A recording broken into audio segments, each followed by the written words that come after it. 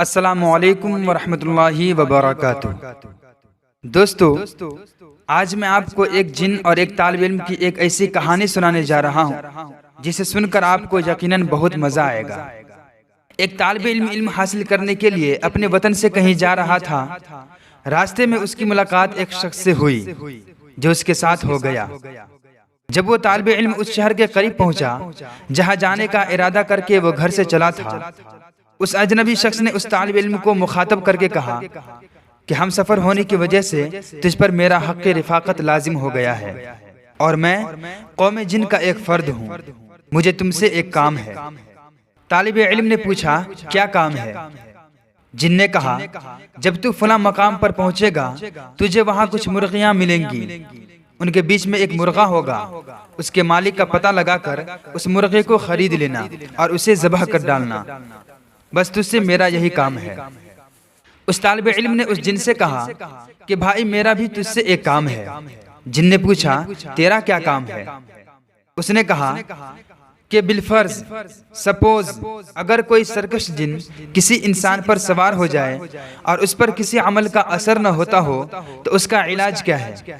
جن نے کہا کہ اس کی دوا یہ ہے کہ یحمور کی کھال کا ایک ہاتھ لمبا تانت لے کر اس سے آسیب زدہ کی شہادت کی انگلی خوب جکڑ کر باندھ دی جائے، پھر سنداب بری کا تیل لے کر 4 قطرے آسیب زدہ کے داہنے نتنے میں اور 3 قطرے بائیں نتنے میں ٹپکا دیے جائیں، اس سے وہ آسیب مر جائے گا اور پھر اس پر کوئی دوسرا آسیب کبھی بھی نہیں آئے گا۔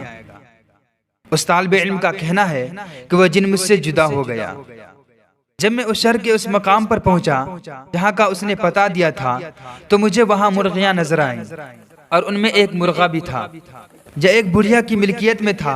میں نے اس سے وہ مرغا خریدنا چاہا مگر اس نے صاف انکار کر دیا۔ آخرکار بہت اصرار کر کے میں نے وہ مرغا 2 گنی قیمت میں خرید لیا۔ پھر وہ جن مجھے نظر آیا اور اس نے اشارے سے مجھے کہا کہ اس مرغے کو ذبح کر دو۔ چنانچہ میں نے اس کو ذبح کر دیا۔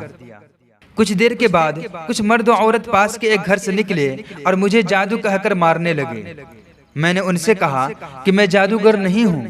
وہ کہنے لگے جب سے تو نے یہ مرغا ذبح کیا ہے ایک جن آ کر ہماری جوان لڑکی پر سوار ہو گیا ہے اور وہ کسی طرح اس کا پیچھا چھوڑنے کو تیار نہیں ہے۔ میں سمجھ گیا کہ یہ جن وہی میرا رفیق سفر ہے۔ چنانچہ میں نے ان سے کہا کہ مجھ کو یحمور کی تانت اور آب سنداب لا کر دو، میں اس کا علاج کروں گا۔ جب یہ چیزیں انہوں نے مہیا کر دی تو میں نے جا کر تانت سے اس آسیب زدہ لڑکی کی انگلی خوب کس کر باندھ دی۔ باندھتے ہی وہ جن رونے لگا اور کہنے لگا کیا میں نے اس لیے تجھ کو یہ عمل سکھلایا تھا کہ تو مجھ پر ہی اسے آزمائے؟ میں نے اس کی ایک نہ سنی اور پھر اس تیل کے 4 قطرے اس کے داہنے نتنے میں اور 3 قطرے اس کے بائیں نتنے میں ٹپکا دیے۔ ٹپکاتے ہی وہ جن مردہ ہو کر اسی وقت گر پڑا اور لڑکی بھلی چنگی ہو گئی، پھر اس کو کسی آسیب کی تکلیف کبھی نہیں ہوئی۔ دوستو، یہ تھی ہماری آج کی کہانی۔ امید کرتا ہوں کہ آپ کو یہ کہانی سن کر بڑا مزہ آیا ہوگا۔